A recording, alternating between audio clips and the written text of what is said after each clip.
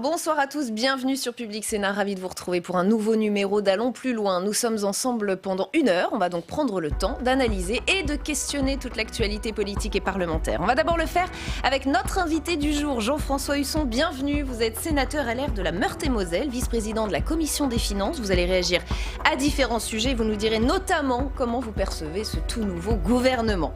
Allons plus loin, c'est aussi le club, 3 intervenants qui ont des choses à vous dire. Avec nous aujourd'hui, Fanny Conquis à distance. Bienvenue Fanny. Que pense-t-on de cette nouvelle équipe au Sénat? Vous êtes allée enquêter ce matin.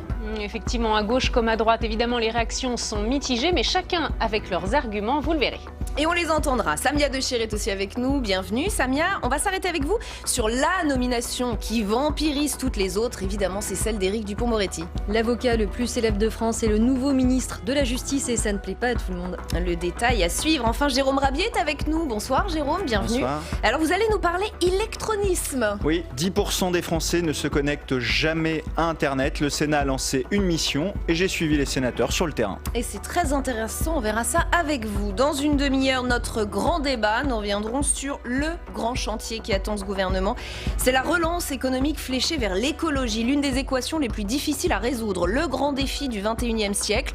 On a des axes, ceux énoncés par la Convention citoyenne pour le climat, on a des promesses, celle d'Emmanuel Macron, et on a maintenant 2 ministres pour la mise en musique, Barbara Pompili et Bruno Le Maire. Réussiront-ils le tour de force attendu, sauver l'emploi et la planète en même temps? Est-ce tout simplement possible? On va ouvrir le débat.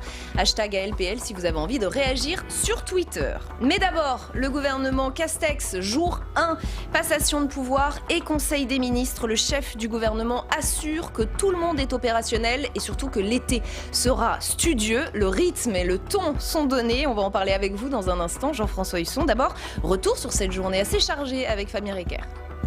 Après le feuilleton du remaniement, place aux travaux pratiques pour le gouvernement de Jean Castex, réuni pour la première fois par le chef de l'État. Heureux de vous retrouver autour de cette table et nous allons travailler. À l'issue de ce premier conseil des ministres, le nouveau porte-parole du gouvernement vante un gouvernement de combat face aux défis de la crise. Puisqu'il faut se battre pour l'emploi, se battre pour la reconstruction de notre pays, pour l'émancipation, et que nous aurons à mener ce combat face à une crise sanitaire et à une crise économique historique et sans doute sans commune mesure dans l'histoire. Dans la journée, les passations de pouvoir se sont enchaînées. Pas de poignée de main entre Gérald Darmanin et Christophe Castaner, geste barrière oblige. Un à un, les nouveaux visages du gouvernement ont pris leur quartier. Julien Denormandie à l'agriculture, Barbara Pompili au ministère de la Transition écologique. Merci pour vos messages, pour vos encouragements et maintenant au travail tout le monde. Pour certains sortants, l'émotion est vive. Nicole Belloubet réprime quelques larmes avant qu'Éric Dupond-Moretti ne prononce ses premiers mots comme garde des Sceaux. Une déclaration d'apaisement, alors que sa nomination surprise avait provoqué un tollé chez les syndicats de magistrats. J'entends bien sûr, dans le dialogue et la concertation, faire évoluer la magistrature dans le sens d'une plus grande ouverture sur la société et remettre à plat l'ordonnance de 58. Je veux avancer sur un projet qui me tient à cœur, l'indépendance de la justice. Samedi, Jean Castex réunira l'exécutif pour un séminaire gouvernemental. Et on reviendra sur le cas particulier d'Éric Dupond-Moretti dans une chronique avec Samia dans un instant. Jean-François Husson, allons plus loin d'abord avec vous. Votre vision générale de ce gouvernement dont on dit qu'il est plutôt fait d'anciens sarkozystes, plutôt un gouvernement de centre-droit. Comment vous le voyez ce gouvernement ? Votre reportage a démarré en parlant de feuilleton. Moi, je dis c'est le gouvernement Castex 1, c'est un casting finalement où on recycle, on réutilise à peu près les mêmes acteurs, sauf 2. On est allé chercher 2 guest stars. Un du barreau qui d'ailleurs a fait du théâtre, qui a un véritable talent. Quand il avait sa robe d'avocat, là, il l'a troqué pour un costume de ministre. On va regarder, vous savez, moi je pense qu'en même temps, il a un profil de la méritocratie républicaine. Donc j'ai d'abord du respect pour cette réussite. Et maintenant, c'est un peu comme Nicolas Hulot, vous changez de cours. Et puis il y a Roselyne Bachelot, qui a fait beaucoup de politique, qui elle aussi s'est essayée au plateau de télé avec un certain succès. Les médias d'ailleurs ont rappelé que finalement quand elle était ministre, où elle était partie un peu sous les sifflets et les moqueries, finalement la crise de la Covid-19 a dit autre chose. Mais je ne manquerai pas non plus, je dirais, de reprendre ces paroles qui tournent en boucle en disant en 2017, la politique c'est fini, j'ai fait le tour, plus jamais. Puis finalement, vous voyez, on y regoute. Donc moi, de toute façon, au-delà de tout et des commentaires, je le redis, quelles que soient les époques, je souhaite pour mon pays la réussite pour la France. Mais vous êtes flatté ou gêné par le fait qu'il y ait une ascension de ministres issus de la droite? Je pense quand même à Gérald Darmanin avec un portefeuille élargi, ne serait-ce que Jean Castex, issu des rangs de la droite. C'est quand même votre famille politique qui est dans ce gouvernement. Ben oui, mais si vous voulez, alors ils viennent de droite et de gauche, ils ne sont souvent plus de droite ou de gauche. Jean Castex a rendu il y a quelques jours, si je suis bien à l'actualité, sa carte aux Républicains. Il a derrière aussitôt pris une carte LR-EM.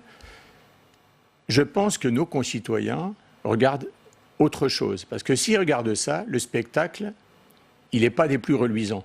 Et ce qui me préoccupe aujourd'hui, c'est justement, finalement, cette prise de distance qui continue de croître. Et on l'a vu à ces élections municipales. Je fais 2 observations. On explique que l'avenir de la France passe par les métropoles. C'est une part de la réalité. Mais dans les métropoles, on a peu voté. On explique que la France d'hier et d'avant-hier, c'est la France des campagnes. Et quand vous avez plus de 3 Français sur 4 dans les villages et dans les petites communes qui vont voter, on a des leçons à recevoir. Et vous allez avoir l'occasion d'en dire un petit peu plus. On va continuer à revenir sur cette première journée du premier gouvernement Castex. C'est l'heure du club.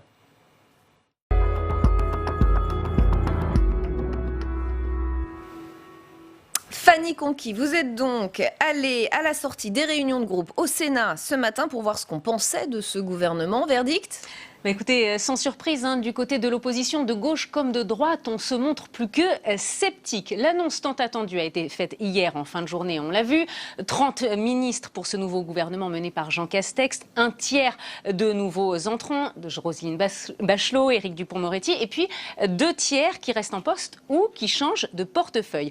Alors, est-ce que cette équipe gouvernementale est à la hauteur des enjeux de l'acte 3 du quinquennat? À quelle ligne politique, quelle décision politique peut-on s'attendre? Et cette annonce a-t-elle finalement provoqué un effet waouh ou un effet pchit? Eh bien, les sénateurs, évidemment, ont leur avis sur la question. Avec Marion Vigreux, vous l'avez dit, nous sommes allés leur tendre notre micro ce matin à l'issue des réunions de groupe. Écoutez notamment les sénateurs LR, Roger Carucci et Philippe Dallier. Il n'y a pas de surprise, il n'y a pas d'effet blast comme certains l'annonçaient du côté du château à l'Élysée. Voilà, bon, c'est plutôt un non-événement. Satisfaction de voir qu'il n'y a pas d'entrée, contrairement à ce qu'on avait dit, de gens nouveaux de la droite ou issus de la droite. On nous avait dit, vous allez voir ce que vous allez voir, casting d'enfer, on va prendre à gauche, on va prendre à droite, on va faire en sorte qu'il n'y ait plus personne pour aller où que ce soit au présidentiel contre Macron. Puis finalement, il n'y a pas de prise de guerre dans ce gouvernement. On a surtout le sentiment que c'est un gouvernement d'individualité aux ordres exclusifs du président de la République qui veut se représenter aux élections et qui donc va tenir la main, tenir la rampe, tenir le projet, en fait, tenir tout, quoi. Du côté de la gauche, qu'est-ce qu'on se dit, Fanny? Écoutez, on le voit, l'équilibre de ce gouvernement penche plutôt vers la droite, clairement. Et selon Patrick Kanner, le président du groupe socialiste au Sénat, Emmanuel Macron poursuit ainsi son objectif qui est de chasser sur les terres de la droite en perspective de la présidentielle de 2022, avec le contexte économique et social. Cependant, Patrick Kanner s'inquiète des conséquences de la politique et des réformes qui pourraient être menées, comme celle des retraites par exemple. Et dans ce contexte, la gauche pourrait avoir une carte à jouer. Écoutez. À force de prendre des virages à droite, on finit par aboutir sur un rond-point. Et je pense que le nouveau chemin aujourd'hui est assez décevant. J'ai le sentiment qu'il y a une forme de bunkérisation du pouvoir qui reste droit dans ses bottes en espérant passer en force. Et si c'est un passage en force, je crains le pire pour notre pays. Nous aurons un mouvement des Gilets jaunes puissance 10. Il est clair que M. Macron continue sur sa lancée. Il aujourd'hui laisse une marge de manœuvre énorme à la gauche dans ce pays. À nous de savoir nous en saisir, à nous de savoir construire un projet alternatif. Voilà, beaucoup de critiques, on l'a entendu. Comment réagit-on du côté du parti présidentiel ?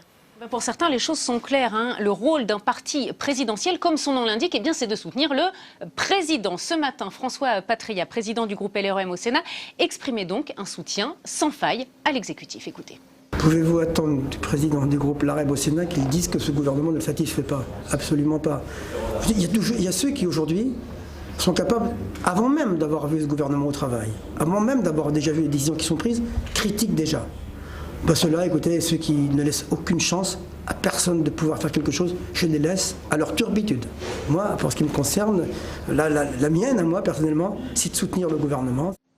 Et pourtant, chez certains sénateurs LM, ceux issus de l'aile gauche, eh bien, le gouvernement penche trop à droite. C'est le cas de Georges Patient, ancien socialiste, sénateur LREM de Guyane. Hier, il était au micro de Public Sénat et voilà ce qu'il déclarait.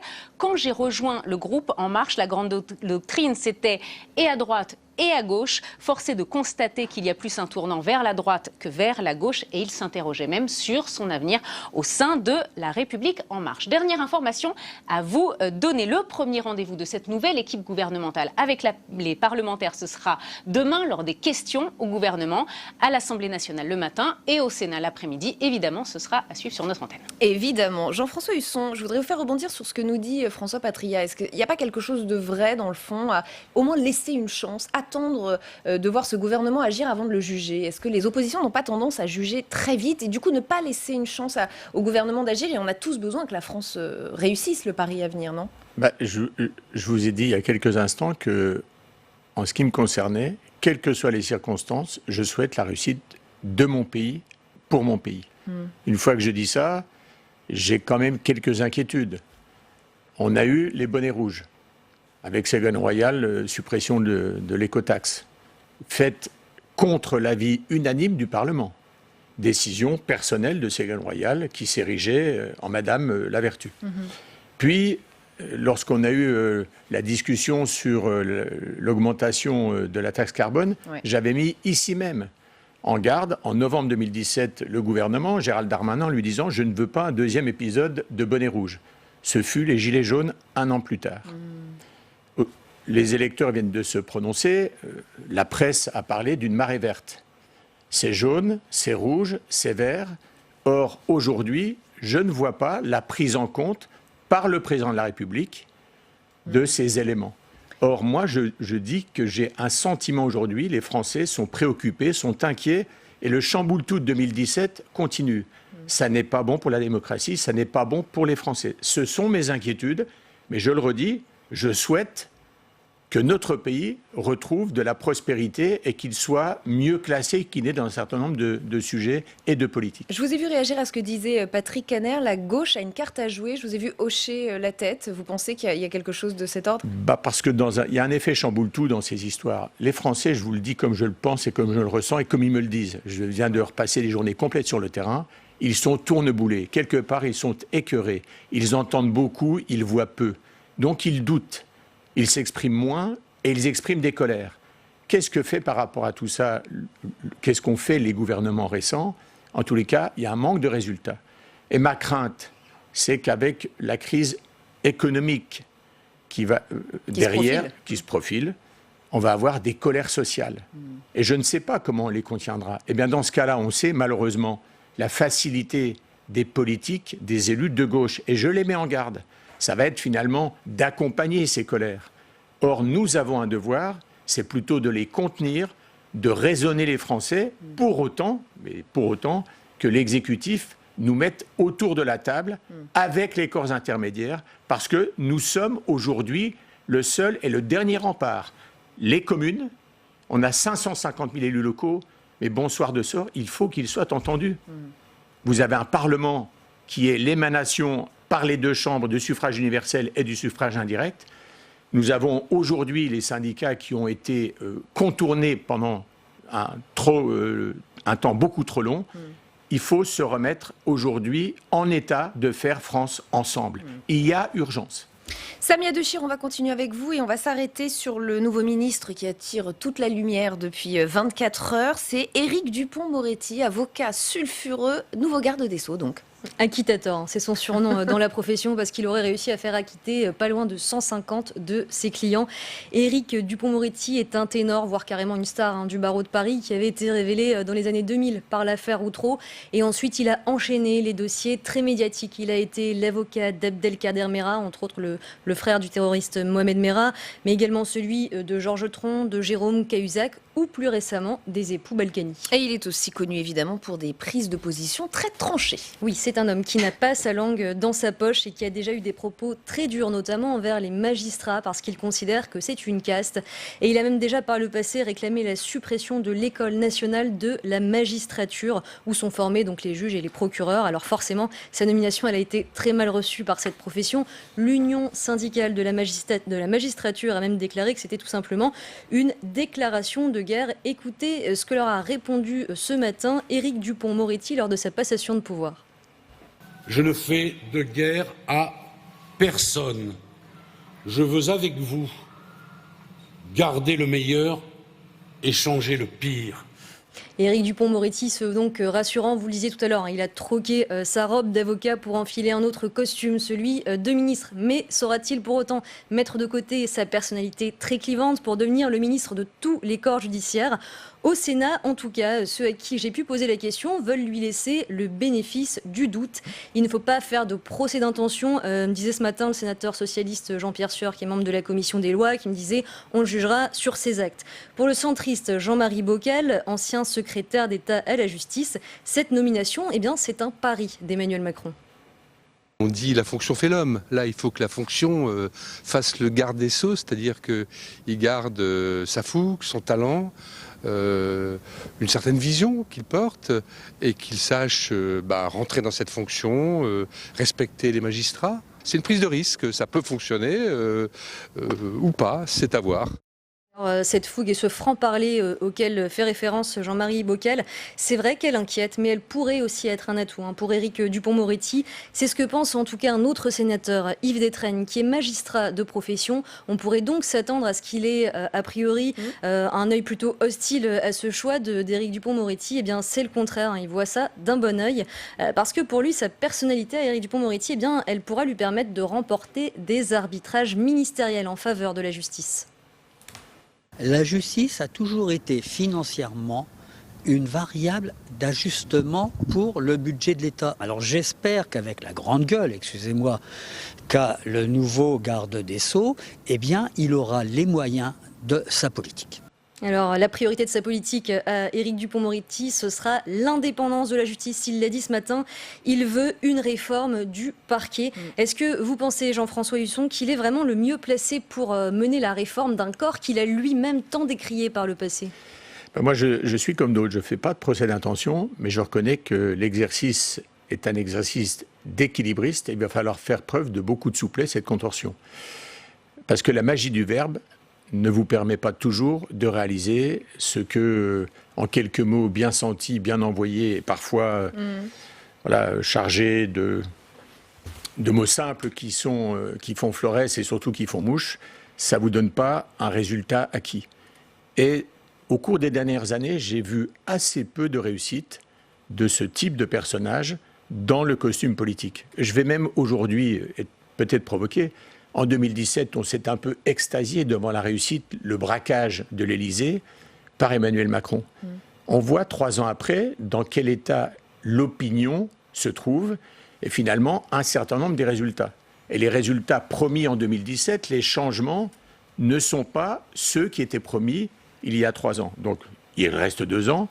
Mais vous avouerez que chat échaudé craint l'eau froide. Et quand il dit, Éric Dupond-Moretti, que les magistrats sont une caste, est-ce qu'il dit quelque chose que beaucoup pensent, mais les Français aujourd'hui pensent qu'il y a des castes partout. Nous, les politiques, moi, si vous voulez, je suis un fils de paysan, mais une fois que vous êtes dans votre costume de sénateur, vous êtes assimilé à ceux qui ont des origines beaucoup plus prestigieuses, bourgeoises, bien sûr, parce que vous êtes vus comme ça. Mais il faut être lucide. Et pour garder cette lucidité, il faut rester au contact du peuple. Et je ne fais pas le procès d'Éric Dupond-Moretti parce que je sais, par des connaissances, puis j'en dirai pas plus, je connais un tout petit peu, il reste accessible, etc. Mais vous n'empêcherez pas aujourd'hui, nous sommes dans une crise des institutions, quelles qu'elles soient. La justice, les journalistes, les politiques, les chefs d'entreprise. Mais quand vous faites ça, l'heure, à mon avis, est grave. Il y a besoin de retisser le lien de confiance entre les Français. Donc elle est peut-être là sa vraie fonction, c'est-à-dire finalement c'est quelqu'un de connecté à la réalité, de connecté aux Français, et c'est peut-être cela qu'a cherché Emmanuel Macron? Oui, mais je pense qu'il va se heurter, parce qu'il est vrai que le monde de la justice apparaît aux Français comme un monde relativement fermé. Or, aujourd'hui, quand on parle de caste, si vous voulez, le confinement, je dirais des professions, des métiers et des catégories socio-professionnelles, là encore, les Français, ils ont envie, au contraire, d'ouverture, ils ont envie de comprendre, ils ont ce besoin, surtout quand c'est confronté au réseau ouvert d'information. Jérôme Raby, on va terminer avec vous, on va sortir un petit peu de ce remaniement. Vous allez nous parler électronisme aujourd'hui. Alors je suis pas sûre que tout le monde sache exactement ce que c'est. Eh ben moi je ne le savais pas, alors j'ai ouvert mon dictionnaire quand on m'a donné le sujet. L'électronisme, la difficulté ou l'incapacité de se servir d'outils numériques ou informatiques, et 10% des Français par exemple ne se connectent jamais à Internet, des seniors en majorité, mais pas uniquement, et pourtant c'est désormais l'étape quasi incontournable pour trouver un emploi, prendre un rendez-vous chez le médecin, accéder à un service public en ligne ou tout simplement dialoguer avec ses proches quand on se retrouve confiné. Malheureusement, ça peut arriver. Alors quand on ne sait pas s'en servir, forcément, on est un peu coupé du monde. Le Sénat se penche sur ce problème, ce fléau même pour certains, et a donc lancé une mission d'information sur la lutte contre l'électronisme et l'inclusion numérique, avec l'audition de l'ensemble des acteurs, associations, collectivités, entreprises publiques et privées. Une mission, je le précise, qui a été lancée en février, qui n'a rien à voir avec ce qui s'est passé pendant le confinement. Du coup, ces sénateurs vont voir sur le terrain ce qui se passe pour lutter contre cela, contre l'électronisme. Exactement, ils sont allés sur le terrain vendredi, j'ai pu les suivre à côté de Toulouse, à Labège plus précisément, siège de la communauté d'agglomération du Sicoval, une agglo de 80 000 habitants, qui accueille pas mal d'acteurs qui s'engagent sur ce sujet. J'ai pu voir un atelier à destination des seniors par l'association Combustible. Il s'agit tout simplement d'apprendre à utiliser cet outil qui est Internet. Il y a donc un médiateur et des participants, dont Eliane, qui est venue se familiariser avec cet outil et qui résume assez bien les blocages. C'est pas toujours évident, surtout quand on a connu l'informatique assez tard dans la vie, vu que je suis senior. On a toujours peur, soit d'attraper un virus, soit d'aller sur des sites qui ne sont pas sécurisés. Donc, c'est oser franchir. Donc, on a besoin de formation pour être aidé, franchir des caps, et voilà. Beaucoup d'appréhension, des virus, des arnaques reçues par mail. Il y a aussi la question, après, de savoir bien utiliser le numérique. Et là, il y a un autre acteur sur le terrain, c'est Freya Games, qui a conçu un jeu sur une borne, comme les vieilles bornes de jeux vidéo d'arcade, où on progresse en répondant à des questions sur le bon usage du numérique. Est-ce que sur tel site, je peux rentrer mes codes de carte bleue ou non? Est-ce que je peux ouvrir un lien dans un email? Bref, on apprend à bien utiliser Internet. Là, c'est plus l'apprentissage du numérique, davantage destiné au jeune public, comme nous l'explique Willy Lafranc, il est cofondateur de Freya Games. L'inclusion numérique, ça commence par l'éducation aux médias et à l'information, parce qu'effectivement, si les jeunes sont formés, plus tard, ce sont des jeunes qui savent utiliser l'outil. La borne est intéressante parce que c'est un support qui est attractif, donc c'est coloré, des fois c'est positionné dans un endroit où ça n'a rien à y faire, donc les gens s'approchent, et une fois qu'ils s'approchent, la magie opère et ils continuent à jouer et ils s'amusent derrière. Après, oui, il y a réellement, je pense, besoin de cibler la jeunesse qui va être plus perméable à ces informations, de façon à lui donner les bonnes mécaniques de savoir-être, de savoir-faire, et donc de savoir devenir. Les sénateurs ont donc passé la journée à Labège et sur le territoire du Sicoval, qui est vraiment un territoire qui développe le maximum d'acteurs sur le sujet et qui structure tout ça. Il y avait sur le terrain Raymond Val, sénateur RDSE du Gers, qui est le rapporteur de la mission, et Jean-Marie Mison, sénateur centriste de la Moselle, qui préside cette mission d'information. Et pour lui, ce déplacement sur le terrain, ça permet de voir ce qui peut vraiment être impulsé depuis les territoires.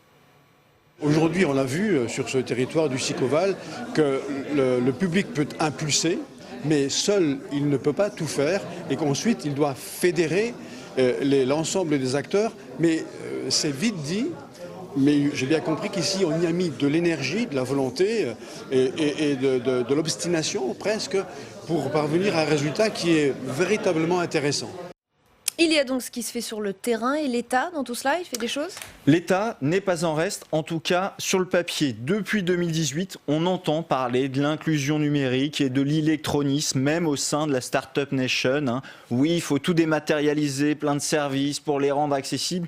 Encore faut-il que les gens puissent s'y connecter, sachent s'y connecter. Alors dès 2018, Emmanuel Macron a lancé l'idée d'un pass numérique. À l'époque, c'était Mounir Majoubi, le secrétaire d'État au numérique. L'idée, c'était des chèques distribués pour se former au numérique. Regardez cette archive, elle date du 1er août 2018. Ce pass numérique, c'est la façon de remettre de l'humain dans le numérique. Concrètement, c'est un titre qui vous permet de bénéficier de 10 à 20 heures de formation et d'accompagnement dans une structure près de chez vous, en milieu rural comme en milieu urbain, dans les quartiers populaires. Alors 2018, ça a été la stratégie, 2019, c'est le début du déploiement, et 2020, ce sera le passage à l'échelle. Le problème, c'est que depuis 2018, ça traîne un peu. Il y a eu des territoires d'expérimentation et normalement, 2020, ça devait être la grande année, le déploiement. Objectif, 1 million de passes numériques distribués. Problème, la mission d'information sénatoriale, elle a obtenu des chiffres. Et pour l'instant, il y a seulement 50 000 passes numériques qui ont été distribuées, pas utilisées, distribuées. Donc 5% de l'objectif, alors qu'on est déjà début juillet. Alors il y a eu le Covid, mais ce n'est pas la seule raison du blocage. Il y a très peu de structures en fait qui sont labellisées, éligibles pour encaisser ces chèques pass numériques. Et c'est un dispositif qui est très peu connu du grand public. Les sénateurs s'en émeuvent et demandent un véritable plan d'action sur le sujet. Ils doivent remettre leur rapport après l'été. Oui, parce que c'est un vrai sujet, Jean-François Husson, on l'a vu pendant le confinement, des personnes âgées, mais pas seulement, des professeurs qui devaient absolument utiliser les outils numériques pour communiquer avec les élèves et qui n'ont pas su le faire. Bah oui, là encore, si vous voulez, c'est des paroles et des actes. Vous savez, cette espèce de lessiveuse médiatique où chaque jour il faut donner une information nouvelle, expliquer que la société est géniale, que grâce au gouvernement, parfois au maire, on est tous concernés. Je pense qu'il faut promettre moins, tenir ses promesses et agir mieux. C'est comme ça qu'on restaure la confiance. Chacun comprend qu'on ne peut pas tout avoir en même temps, parfois sans même avoir les capacités de payer. Et ce que vous demandez aux autres alors que vous ne pouvez pas vous l'offrir vous-même. Dans la région Grand Est, la région a fait le pari d'équiper tout le territoire d'ici à 2023 avec la fibre à l'habitant. C'est un pari audacieux qui est en passe d'être tenu. Mais j'ai accueilli Gérard Larcher avec mes collègues sénateurs dans mon village natal de 70 habitants au mois de octobre l'année dernière. Nous avons aujourd'hui la fibre grâce à la région, mais on n'a même pas le numérique, on n'a même pas la téléphonie mobile. C'est-à-dire qu'on est uniquement desservi par un opérateur. Et aujourd'hui, vous avez encore trop de territoires qui sont comme ça laissés de côté, qui sont de véritables zones blanches. Et sur le numérique, comme vous l'avez dit, on s'est aperçu qu'un certain nombre de jeunes, dans les territoires, notamment ruraux, n'avaient pas la capacité d'être soit connectés, soit bien connectés. Ils avaient un manque de capacité.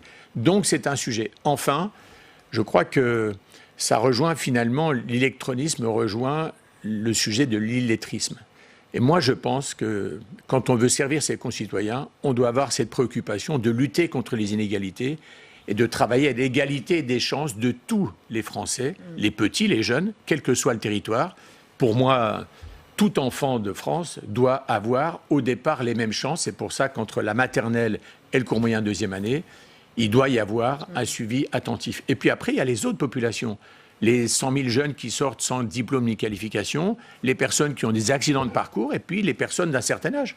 Jean-François Husson, je voudrais qu'on revienne quelques secondes, quelques minutes sur l'accident de Lubrizol qui a eu lieu il y a 9 mois. Pourquoi je voudrais y revenir ? D'abord parce qu'on apprend que le site industriel continue de laisser échapper de mauvaises odeurs à Rouen, des odeurs nauséabondes, nous dit Paris-Normandie. Et puis parce que sera diffusé ce soir à 23h le documentaire de notre journaliste Flora Sauvage. Lubrizol enquête sur une catastrophe annoncée. Elle a suivi les membres de la commission d'enquête du Sénat qui demandent de la transparence sur cette affaire. Écoutez ce qui a interpellé Ronan Dantec. Il était l'invité de Bonjour chez vous ce matin. J'ai été totalement frappé en allant sur site, vous étiez avec nous assez rapidement, par l'absence de culture du risque du territoire rouennais. Que ce soit l'État, que ce soit les élus locaux. On a eu quand même une audition compliquée du président de la métropole rouennaise de l'époque. Il y avait peu de culture du risque. Et ça dépend aussi beaucoup des territoires. culture du risque et puis culture de l'opacité, même, j'ai envie de dire, Jean-François Husson. Alors la culture du risque, c'est un vrai sujet parce que j'étais avec Ronan Dantec, Hervé Moret, effectivement. D'abord, ça vous prend aux tripes quand vous rencontrez le personnel où vous en voyez qui craque physiquement. C'est important, mais ils ont été en première ligne. C'était le personnel des sécurités de l'entreprise, à qui je tire mon chapeau, comme aux pompiers, qui ont, à mon avis, eu les bons réflexes pour éviter un véritable drame industriel. Ça, c'est le premier sujet. Sur la question de la culture du risque, c'est un vrai sujet. J'ai interpellé la semaine dernière la ministre, à l'époque, Elisabeth Borne. Ça va tellement vite qu'on change de ministre avant qu'on ait la réponse. Il faudra reposer votre question. Voilà. Mais en 2013, il y avait eu un premier accident Lubrizol. Et à ce moment-là, on avait dit on va faire des ateliers d'écriture. C'était quoi les ateliers d'écriture? C'est faire un état des lieux, justement, pour se mettre en ordre, en action, si un incident ou un accident intervient. 0 atelier d'écriture. Donc, honnêtement, le blabla des uns ou des autres, il fatigue, il discrédite, il décrédibilise, il éloigne nos concitoyens. Donc, moi, vraiment, je tire la sonnette d'alarme. Je pense qu'il faut être lucide, il faut prendre les problèmes, il faut avoir une méthode, il faut suivre, il faut rendre compte, il faut être au rendez-vous des promesses. Je le redis, un peu moins promettre, mais tout réaliser. Lubrizol, enquête sur une catastrophe annoncée, signée Flora Sauvage, et c'est à suivre après à LPL ce soir, 23h. Merci Jean-François Husson, et merci à tous les trois d'avoir fait partie de ce club. La suite de LPL, c'est notre grand débat. On va s'arrêter sur cette équation si difficile à résoudre, sur laquelle butent tous les gouvernements depuis plusieurs années, et qui revêt pourtant un caractère particulièrement urgent vu le contexte. C'est relance économique plus transition écologique. Des milliers, voire des millions d'emplois sont en danger dans cet après-Covid. Mais toute la planète est aussi menacée par le réchauffement climatique. 2 urgences absolues dont il faut limiter les effets. On est à un moment charnière. On a une nouvelle équipe aux commandes, une nouvelle ministre de l'écologie. Pourra-t-elle faire mieux que ses prédécesseurs? Avant d'ouvrir le débat, son portrait avec Alizée Boissin. Barbara Pompili connaît le chemin. 3 ans après avoir quitté le ministère de l'écologie qu'elle occupait sous le gouvernement de Manuel Valls comme secrétaire d'État à la biodiversité, elle y revient. Désormais, elle prend le poste de ministre de la Transition écologique. Merci pour vos messages, pour vos encouragements. Et maintenant, au travail tout le monde. Barbara Pompili devient ce matin la numéro 3 du gouvernement. Sa mission, verdir la politique d'Emmanuel Macron. Ancienne militante d'Europe Écologie Les Verts, elle est l'une des premières à soutenir Emmanuel Macron lors de sa campagne. Lors de sa réélection comme députée de la Somme, Barbara Pompili abandonne l'étiquette verte pour celui de La République En Marche. À la tête de la commission du développement durable à l'Assemblée nationale, elle est aussi à l'origine du courant écologiste appelé En Commun au sein même du parti présidentiel. Aujourd'hui, elle devient la 4e ministre à prendre la tête de ce portefeuille depuis l'élection d'Emmanuel Macron. Barbara Pompili devra incarner le tournant écologiste désormais revendiqué par le chef de l'État. Un défi loin d'être gagné pour les Verts. Il y a la présidentielle bientôt et Barbara Pompili, j'espère qu'elle va insister pour aller plus loin. Mais si Hulot déjà n'a pas pu, pourquoi elle arriverait? Peut-être, enfin espérons. Il ne faudrait pas qu'à l'été prochain, comme tous les étés, on change de ministre. Donc là, on a quand même perdu énormément de temps parce qu'en un an, aucun ministre ne peut mettre en place une politique structurante. Donc on a quand même perdu 3 ans sur l'écologie. Une nomination qui s'inscrit dans la foulée de la poussée verte des municipales, dans la poussée aussi de la Convention citoyenne pour le climat. Le chef de l'État a promis un plan de relance pour ce secteur de 15 milliards d'euros. Pour relever ce défi, la ministre devra travailler main dans la main avec les ministres délégués au transport et au logement. Et avec nous pour ce grand débat d'ALPL, Éric Delannoy, bienvenue. Vous êtes président fondateur de Tenzing Conseil, qui fait donc du conseil en stratégie opérationnelle. Aurore Gorius, bienvenue. Vous êtes journaliste pour le site lesjours.fr. Vous êtes spécialiste des questions de lobbying, d'écologie et d'économie. Bettina Laville, bienvenue. Vous êtes présidente et fondatrice du comité 21, qui vise à accompagner les organisations dans la mise en place du développement durable. Vous êtes ancienne conseillère de Pierre Bérégovoy et de Lionel Jospin sur les questions environnementales. Et vous êtes co-auteur de l'adaptation au changement climatique, une question de société. Enfin, avec nous également, mais à distance, Erwan Tison, bienvenue à vous. Vous êtes économiste et directeur des études à l'Institut Sapiens. Merci à tous les 4 d'être ici. Relance économique, développement durable. Je parlais d'une équation très difficile à résoudre en introduction. Vu la nouvelle équipe, Barbara Pompili à l'écologie, Bruno Le Maire à la relance, est-ce que ça peut marcher cette fois, Bettina Laville ? Question directe. Mais oui, ne perdons pas de temps. Alors, je pense que ça peut marcher parce que, d'une part, Bruno Le Maire a manifestement évolué depuis le début de sa prise de ministère et que, d'autre part, il est soumis à une injonction forte de relance verte du président de la République. Et je pense que Barbara Pompili sera très attentive sur le sujet. Pour la première fois, et contrairement en 2008, la relance économique ne peut pas aller sans l'avènement d'un développement plus durable et d'écologie. Et l'écologie doit servir la relance et ne pas s'opposer à l'économie. Et ça, c'est une nouveauté. Et si on rate ça, ça veut dire qu'on ratera la suite. Et ça, ils ont vraiment un défi très important à relever. Le défi est très important. Pour autant, le duo Barbara Pompili-Bruno Le Maire, qui vont être amenés à être vraiment associés sur ce défi majeur. Vous y croyez? Vous êtes confiante, Aurore Gorius? Un peu sceptique dans la mesure où on a deux ministres qui n'ont pas le même poids dans ce gouvernement. Barbara Pompili a été par le passé une fois secrétaire d'État à la biodiversité sous François Hollande, mais elle n'a pas du tout la même surface politique que Bruno Le Maire, qui est à Bercy depuis 3 ans, et qui là, au moment du déconfinement, a mis en place de premières mesures économiques qui ne vont pas, pour l'instant, on n'a pas l'impression, dans le sens de décisions où l'écologie est une priorité, en fait. Il a renfloué, en tout cas, il a fait des prêts à des grandes entreprises sans contrepartie environnementale, notamment Air France ou d'autres, qui sont des entreprises qui ont un coût écologique dans leur activité assez important. Donc, comment va exister Barbara Pompili par rapport à Bruno Le Maire? À un moment donné, il faut aussi aller gagner des arbitrages, donc il faut avoir un poids politique, il faut avoir le cabinet pour ça. Et les épaules. Et les épaules. Et on sait que Bercy, pour ça, est quand même une machine très puissante. C'est là que se lient et se délient les cordons de la bourse.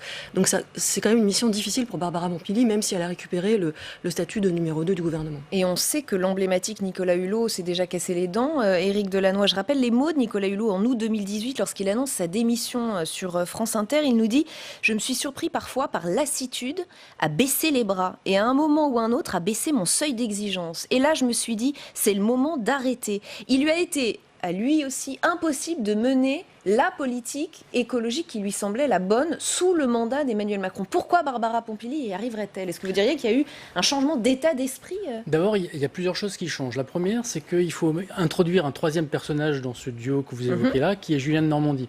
À l'agriculteur, on a quelqu'un qui n'est pas soumis à de quelconque lobby, qui est assez neuf, mais qui a une certaine forme de détermination, qui est un des premiers d'Emmanuel Macron et qui donc a une espèce d'onction Emmanuel Macron. Et Barbara Pompili, il ne faut pas oublier non plus qu'elle a, elle, l'onction du peuple à travers cette convention citoyenne. Ça va être une de ses missions de mettre en place les 146 propositions. À ce titre-là, ça permettra très peu de marge de manœuvre à Bruno Le Maire de l'empêcher de pouvoir mettre en place ce qui a été décidé par la convention, quel que soit ce qu'on peut en penser.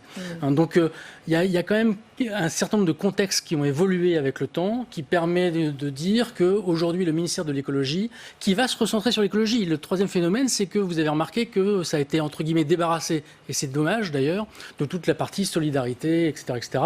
On se recentre sur l'écologie avec une mission bien précise. Il reste 2 ans pour le mettre en place, c'est assez peu. Je pense que Bercy aura pour mission d'aider à mettre en œuvre en mettant en place les mécaniques financières et ne s'y opposera pas le ministère de l'Agriculture qui jusqu'à présent était quand même en opposition avec le ministère de l'Écologie de manière traditionnelle. Pour illustrer les difficultés possibles, et je vous donne la parole dans un instant, Erwan Tison, sur Twitter, certains se sont amusés à déterrer cet échange d'amabilité entre Barbara Pompili et Gérald Darmanin, qui en dit long sur l'idéologie des uns et des autres. Regardez, ça se passe en juillet 2015, en pleine campagne des régionales dans le Nord. Les Khmers verts au pouvoir, on a bien vu, on n'en veut plus, dit alors Gérald Darmanin, qui est député du Nord, et il s'adresse à Barbara Pompili. Je place le débat au niveau de ce qu'il devrait être. Quelle politique pour être utile aux citoyens? Vous faites du caniveau, lui répond Barbara Pompili, qui est alors députée Europe Écologie Les Verts de la Somme. C'était il y a 5 ans, certes, dans un autre contexte, certes, mais est-ce que ça dit quelque chose de l'incompatibilité possible entre les deux camps, j'allais dire, si je dois caricaturer, Erwan Tison? Alors, je me garderai de commenter le volet politique. Je laisse au Premier ministre le soin d'arbitrer les conseils des ministres qui vont être houleux, du coup, pour arbitrer ces lignes-là. Non. Blague mise à part, effectivement, la société même est traversée par justement cette contradiction. On a l'impression aujourd'hui qu'on peut plus se développer si on ne prend pas en compte justement le principe écologique. C'est-à-dire qu'il y a vraiment un arbitrage entre croissance et décroissance.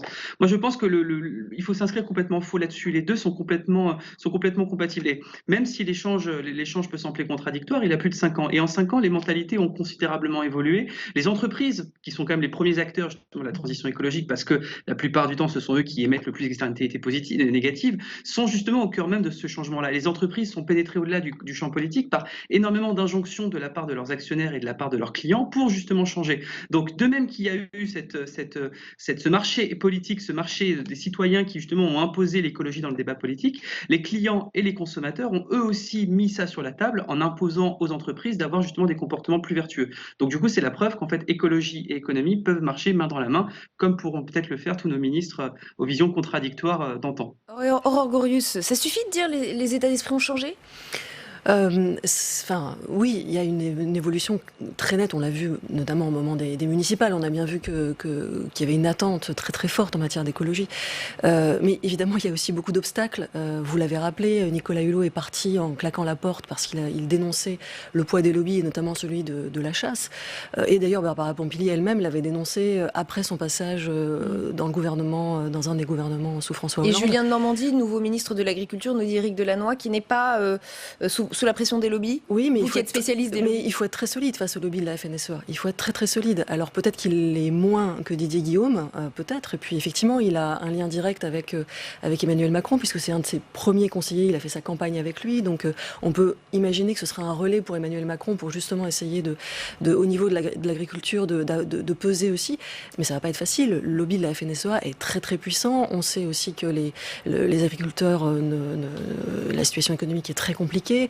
Donc en fait, c'est un ministère très très lourd à porter. Auparavant, Julien de Normandie était au logement, il avait été assez chahuté, il avait eu du mal au début à s'imposer, sachant que lui non plus n'a pas d'expérience politique, c'est un conseiller. Donc il va falloir être très habile, très très très vertical pour tenir tête au lobby. Et c'est vrai qu'il y avait une demande, par exemple, du côté des écologistes de faire un grand ministère de l'écologie qui rassemble transministériel. Voilà, transport, agriculture, énergie et logement. Et finalement, Barbara Pompili ne récupère, entre guillemets, que le logement avec Emmanuel Vargon qui récupère ce portefeuille. Voilà, donc c'est quand même... Il faut arriver à déployer une politique en face à des intérêts sectoriels qui sont très puissants et qui pèsent à Bercy, qui ont des relais très forts à Bercy aussi. Donc c'est une mission très compliquée. Maintenant, peut-être qu'avec le poids d'Emmanuel Macron, qui en a fait son chantier, qui a bien compris que là, sur la fin du quinquennat, il fallait ouvrir ce chantier, peut-être qu'elle va être aidée, mais il reste peu de temps. Il reste un an et demi. On va l'entendre, Emmanuel Macron, l'axe écologique de l'exécutif dans les mois à venir, on en a une petite idée, a priori, puisque c'est censé être celui de la Convention citoyenne pour le climat, que lui-même a validé en très grande partie. Je rappelle qu'il retient 146 des 149 propositions. Certaines seront décidées fin juillet, d'autres intégrées au plan de relance. La plupart feront en tout cas l'objet d'un projet de loi un peu multi-mesures spécifiques présenté en septembre. Et il a même annoncé une enveloppe supplémentaire. Vous me direz si c'est suffisant, on l'écoute. L'État prendra toute sa part. C'est pourquoi, dès le plan de relance que nous sommes en train de préparer, 15 milliards d'euros supplémentaires sur 2 ans seront injectés dans la conversion écologique de notre économie. Nous allons mettre en place un fonds de transformation écologique de notre économie dans le plan de relance. Alors Bettina Laville, vous nous parliez du tournant qui fait que cette fois l'écologie est au cœur de l'économie. En revanche, les 15 milliards d'euros, beaucoup disent que c'est une goutte d'eau. Oui, je l'ai dit d'ailleurs dans une interview récente, très curieusement, à la Convention écologique, un institut économique a sorti 7 milliards par an. Alors que tous les économistes, vraiment, je parle sous votre contrôle, à tous, s'accordent à dire que la relance économique, la relance écologique dans l'économie, tout confondu, c'est 50 milliards par an. Alors, simplement, il faut écouter le président de la République. Il a dit, vous avez 15 milliards en clair pour la Convention, je veux dire, pour les mesures de la Convention. Et il a dit il y aura un fonds écologique dans le plan de relance. Donc en fait, quand vous ajoutez ce fonds écologique dédié à l'écologie dans la relance, plus et surtout les colossales mesures européennes qui sont en train de se décider. Et là, moi, je voudrais vraiment saluer l'action de Pascal Canfin parce que, véritablement, il booste complètement l'Europe là-dessus. Et tous les jours, en ce moment, dans la Commission, ce sont complètement d'autres montants. Et ça, c'est vraiment très important. Alors, à part ça, vous savez, moi, ça fait très longtemps, malheureusement pour moi, que je connais bien les ministères de l'écologie, etc. Et le coût du ministère, alors ça, moi ça fait 30 ans que je l'entends, un grand ministère, moi je suis profondément pas d'accord, et je vais vous dire pourquoi. Parce qu'un grand ministère, le ministre, qui est le grand ministre, prend les arbitrages à l'intérieur de son propre ministère. Et donc il choisit entre ce qu'on appelait autrefois la sphère équipement et la sphère environnement. D'accord.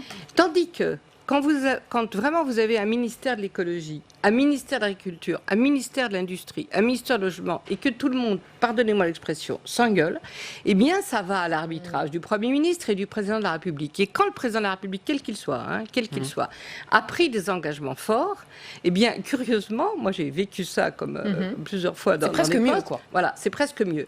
Donc il ne faut pas, je veux dire, il faut pas s'abreuver de symboles. Et dernière chose, vous savez, c'est très grave la situation écologique. Et ce n'est pas la Convention citoyenne et 143 mesures qui vont révolutionner le peuple, justement. Parce qu'en fait, le peuple, c'est 66 millions moins 150 citoyens. Donc voilà. Donc c'est quand même très important.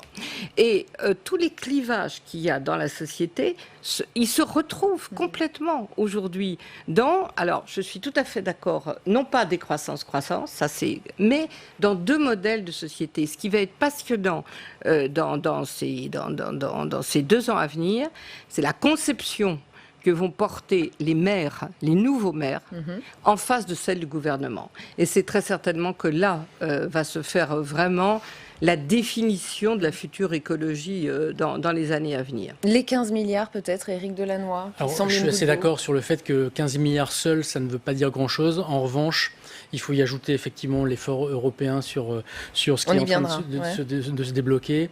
Il faut effectivement y ajouter les collectivités territoriales qui, poussées par les nouveaux maires verts, vont certainement faire des arbitrages budgétaires en faveur de projets écologiques. Et puis, il faut y ajouter également ce qui n'est pas encore arrivé, qui doit arriver dans les jours prochains, c'est les nouveaux secrétariats d'État. Il manque quand même des secrétariats d'État importants dans la problématique de la transition écologique. Le digital, donc le numérique, qui a quand même un impact écologique important, l'économie sociale et solidaire. Donc vous pensez que le verdissement pourrait arriver dans la nomination des secrétaires d'État? Parce que le verdissement, on ne l'a pas tout à fait vu dans ce gouvernement. Ça va bien évidemment se faire, parce qu'on voit bien que, par exemple, si je ne prends que l'économie sociale et solidaire que je connais bien, les hauts commissaires qu'il y avait, ou les secrétariats d'État qu'il y avait, maniaient des sommes qui allaient de 1 à 5 milliards d'euros pour pouvoir pousser des associations, pour pouvoir pousser un ensemble d'acteurs qui ont des impacts très forts en matière sociale et environnementale. Et donc à ce titre-là... Il va peut-être être secrétaire d'État. Oui, on verra. Mais à ce titre-là, on a effectivement, il faut attendre une vision complète de la politique économique qui va se mettre en place une fois qu'on aura l'équipe au complet. Simplement, ce que je voudrais rajouter par rapport à ce qui vient d'être dit sur l'équipe ministérielle. Ce qui a mal fonctionné pendant la crise du Covid. Et ce sur quoi il faudra être très vigilant dans cette nouvelle organisation, c'est effectivement pas des symboles de grands ministères pléthoriques, mais le fait que l'interministériel fonctionne mieux. Oui, aujourd'hui, l'interministériel fonctionne pas bien. Les arbitrages qui sont rendus sont des arbitrages qui sont souvent des arbitrages locaux et qui ne correspondent pas à des visions de politique économique globale. Et donc, il faudra la connaissance des rouages administratifs et ministériels d'un Jean Castex pour faire en sorte que les arbitrages qui soient rendus soient en faveur des politiques qu'il veut mettre en place et non pas en faveur des ministères qui les défendent. Et l'interministériel qui fonctionne mal, c'est celui-là. Et c'est un travail qui est colossal et très compliqué. Erwan Tison, qu'en pensez-vous de cette enveloppe annoncée par Emmanuel Macron de 15 milliards d'euros supplémentaires pour cette transition écologique ? Au-delà des chiffres, parce qu'il y a un véritable effet d'annonce, qu'est-ce qu'on met dans les 15 milliards? Des fois, vous avez des arbitrages, des choses qui sont déjà préemptées, des dépenses qui sont déjà allouées. Ce qu'il faut voir surtout, c'est l'effet. Moi, je reprendrai 2-3 choses qui ont été dites avant. Vous savez, on peut annoncer autant de dépenses qu'on veut, tant qu'on ne mettra pas une politique écologique de bon sens, on n'arrivera pas justement à réussir cette transition nécessaire. Une chose très simple, la semaine dernière, on a décidé de fermer quand même le réacteur, de fermer la centrale de Fessenheim. Fessenheim, le nucléaire, c'est la seule énergie justement qui, avec l'éolien, a le moins d'impact CO2 sur l'environnement et qui en plus nous garantit une certaine souveraineté. À côté de ça, on bride certains industriels sur l'innovation, sur la recherche, alors que justement la transition écologique se fera par l'innovation. 3 chiffres là-dessus.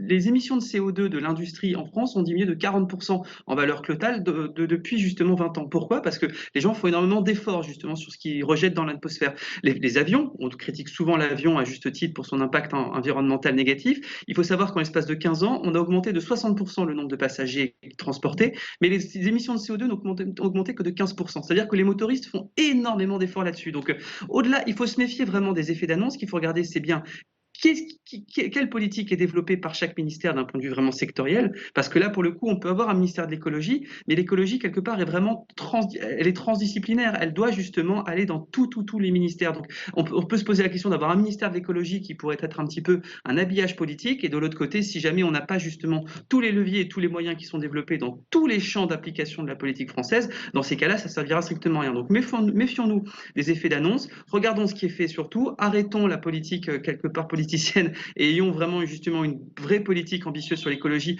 notamment sur l'énergie avec le nucléaire, sur l'économie circulaire aussi, qui est une formidable occasion justement de réduire nos émissions annuelles, et permettons justement à nos industriels, à nos entreprises, à nos associations et à tous nos organismes, à tout notre tissu entrepreneurial français de pouvoir innover, parce que c'est de là justement que viendra la vraie réduction des émissions de CO2. On va vous écouter, on va essayer d'être très concret et on va se placer au niveau européen, Erwan Tison, parce qu'a priori la France ne pourra rien faire toute seule pour opérer une relance fléchée vers l'écologie. Voici les chiffres annoncés par la Commission européenne aujourd'hui. Chute du PIB de 8,7% attendue en 2020 dans toute la zone euro. Pour ce qui est de la France seulement, la chute du PIB sera supérieure à 10%, du même niveau que l'Italie et que l'Espagne. On doit s'attendre à plusieurs millions de suppressions d'emplois. Un plan de relance européen est dans les tuyaux, un plan à 750 milliards d'euros. Cet argent sera-t-il fléché vers l'urgence écologique? Écoutez ce qu'en pense l'économiste Gaël Giraud qui était sur notre plateau la semaine dernière. Cela dit, 750 milliards sur 3 ans, donc vous divisez par 3 pour avoir le montant chaque année, divisé par 27, ça fait des pouillèmes par pays. C'est vraiment tout à fait insignifiant par rapport à la gravité de la récession dans laquelle on est en train d'entrer. Donc le niveau n'est pas du tout le bon. Ensuite, la question des 750 milliards, c'est vont-ils être fléchés vers le vert? S'il s'agit de recapitaliser Alitalia en Italie, comme on a recapitalisé Air France, KLM en France, je ne vois pas tellement l'intérêt. On est juste en train de ressusciter le monde d'hier, dont on sait tous les travers. On ressuscite le monde d'hier, vous êtes d'accord? En tout cas, là, dans l'après-Covid, pour l'instant, on n'a pas vu grand-chose qui correspondait à de nouvelles orientations. Donc c'est pour ça que beaucoup de questions dansent autour de ce nouveau gouvernement.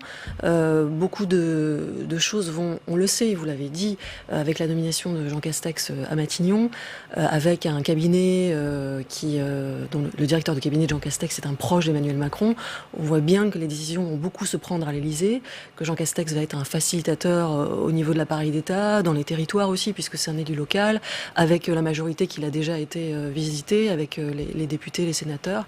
Mais pour l'instant, il y a beaucoup d'interrogations sur les directions qui vont être prises. Effectivement, 15 milliards, ça n'est qu'un chiffre.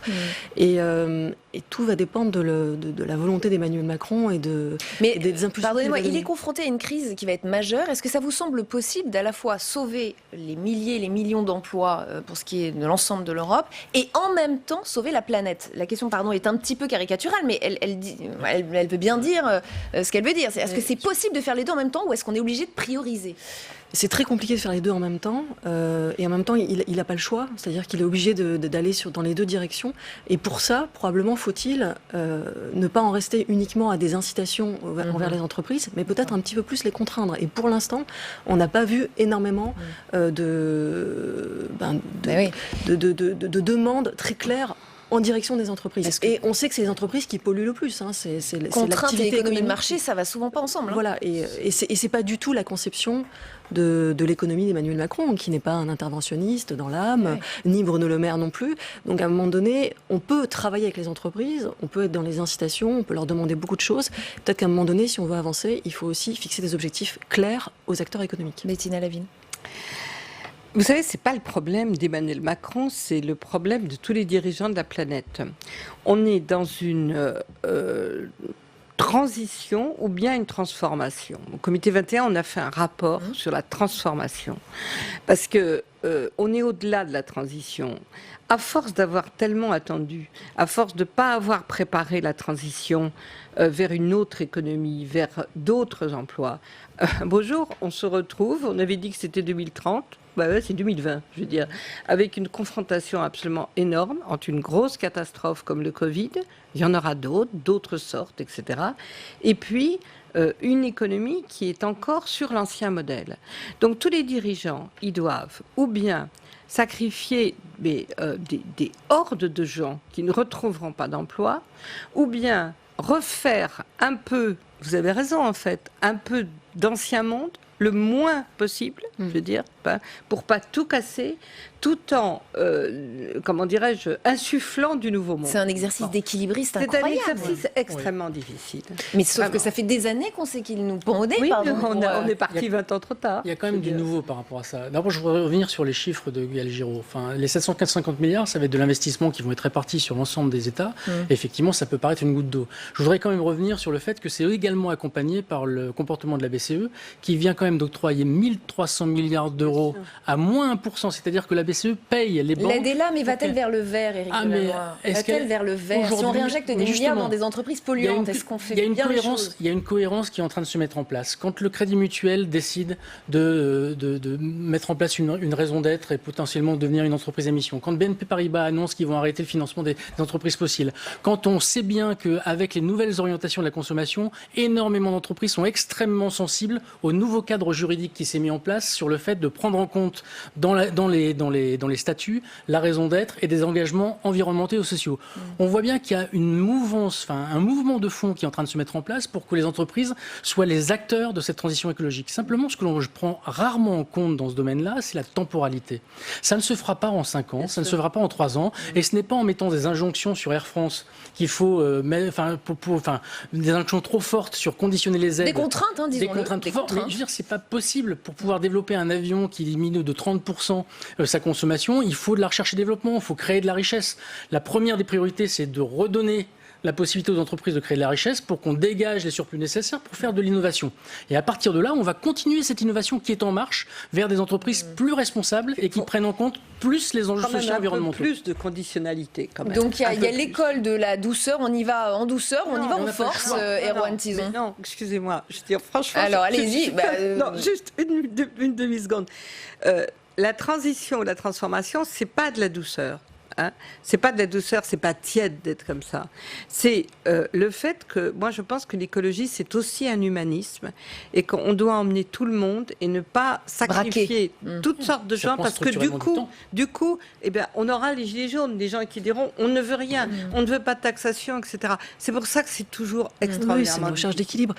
Et en même temps, on voit aussi que sur le glyphosate, si on n'avait pas interdit, il y en aurait toujours en France. Mais donc, il y a des décisions toutes les à questions prendre. agricoles et de santé. On fixe un cadre. On fixe un cadre et derrière, dans ce cadre-là, on fait en sorte de fonctionner différemment. Un cadre, parce qu'il nous reste une minute. Qui a été repoussé plusieurs fois aussi sur le glyphosate.